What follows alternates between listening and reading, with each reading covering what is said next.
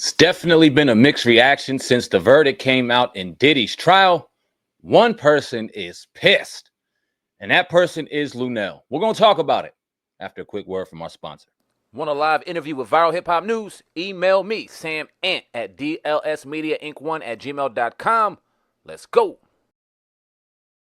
If you're an artist, if you're an entrepreneur, if you want your music or your brand promoted here on Viral Hip Hop News, I am doing artist spotlight interviews. Hit me up, dlsmediainc1@gmail.com, or for any other promotional need, whatever you think of.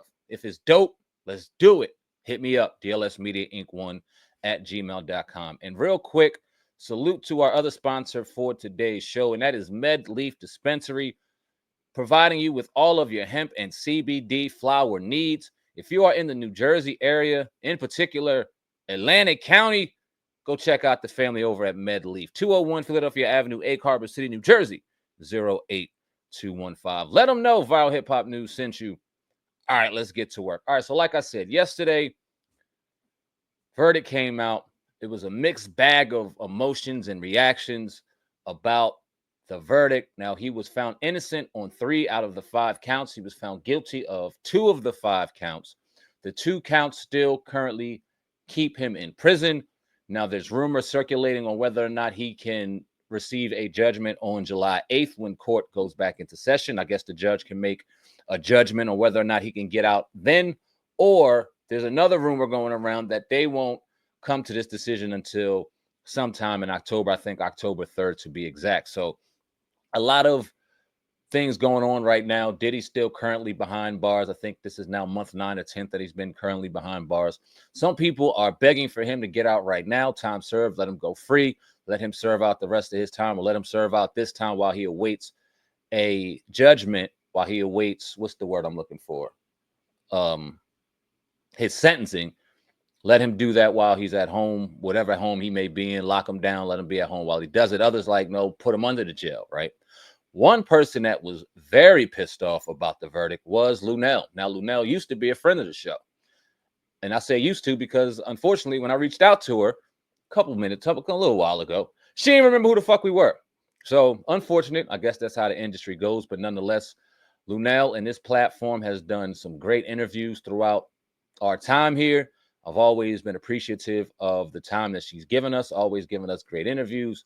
So always got a level of respect for Luenell, even though she doesn't remember who the hell we are. No worries at all. But that being said, she dropped something yesterday on her social media. It is currently up on her Instagram now, expressing her opinion about the Diddy verdict. And it reads this. So, ladies, we're dead in the water.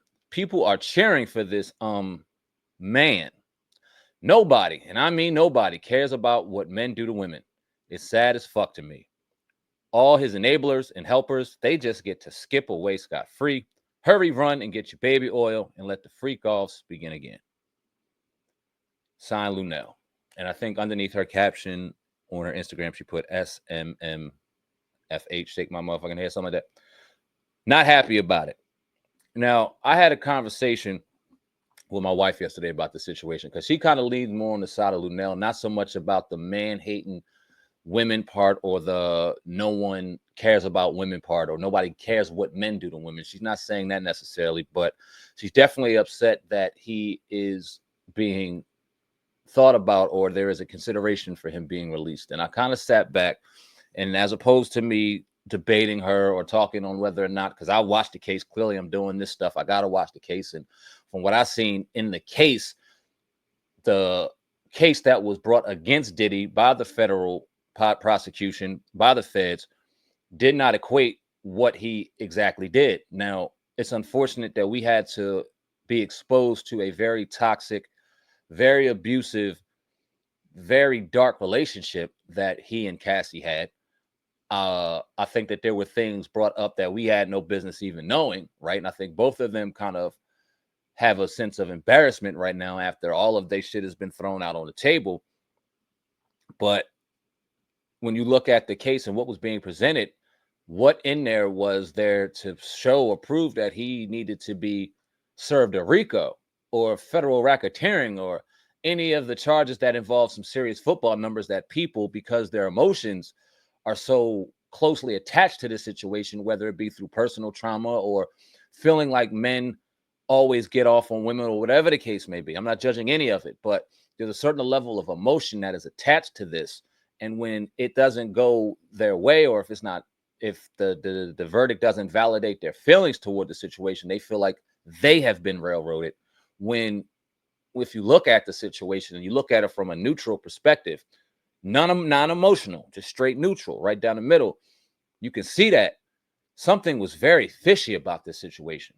When you looked at what we initially heard, we were talking about children being trafficked. We were talking about homosexual activity. Not that that's illegal, but there were things involving homosexuality that could have been led to being illegal.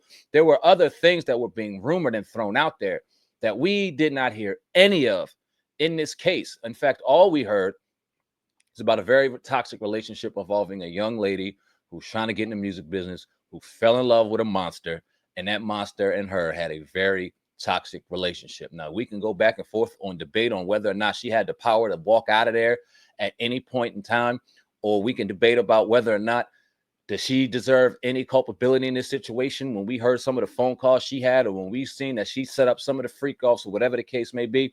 See, it's easy to ignore certain things when you want your own feelings or opinions validated on both sides. If you pro Diddy, you're going to find things about Cassie and cut all that up to prove your side with Diddy. If you pro Cassie or anti Diddy, you will find any little thing to validate, to throw on a wall, to allow it to stick, for you to validate your thoughts and your opinions on why this man deserves to not only be in jail, but be under the jail. So, like I said, I was talking to my wife yesterday, and I broke it down. 30 million to not drop a book. Rumored to drop a book, 30 million to not drop a book. Sued him anyway. Put him through pretty much a public lynching. You know what I mean? Now, he may be found guilty of 3 out of 5 counts in court, but that man is found guilty of 5 of 5 counts in public opinion, right? They've tarred and feathered him 10, 15 times over in the public. So his public perception, public personality image is destroyed, right? He served 9 months in jail, probably about to serve more. 10 million from the hotel from a very disgusting video that should have never happened. When is enough enough? When is it like, okay, that's enough? Is it ever? And when you speak to people who has emotional ties to it, it's not. It's never going to be good enough until, one, he's no longer here, or two, he's thrown under the jail, no matter if it's justice or not, no matter if it falls under the letter of the law, no matter if the prosecution had any type of evidence to confirm anything that they were alleging. None of that matters when you allow your emotions to dictate how you're going to look at certain cases. And unfortunately, this case and many cases prior, and many things that we have noticed throughout the last couple of years, has done a very terrible damage to men and women's relationships. Because this automatically, when you read this comment by Luenell, to me, in my opinion, it screams man versus women. So, ladies, we're dead in the water. People are cheering for this nasty motherfucker. Nobody, and I mean nobody, cares about what men do to women. That's just not true. That's just not true. I don't know a man, a real man, period, that condoned what Diddy did to Cassie in that hotel room and what we saw on video. I don't know a real man out there. We didn't have a man come on these platforms and talk about this case and validate anything that he did in that hotel room. Nothing. Absolutely nothing.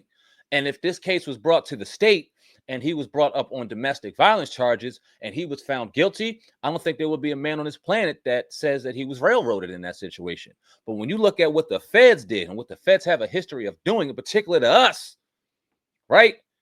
Going in his cribs, looking through all this stuff, doing all this stuff, raiding his cribs, taking his money, trying to take his entire life away from him, only because he had a very toxic relationship with a woman who did not deserve any of the abuse, but how much involvement did she have in these so-called freak offs?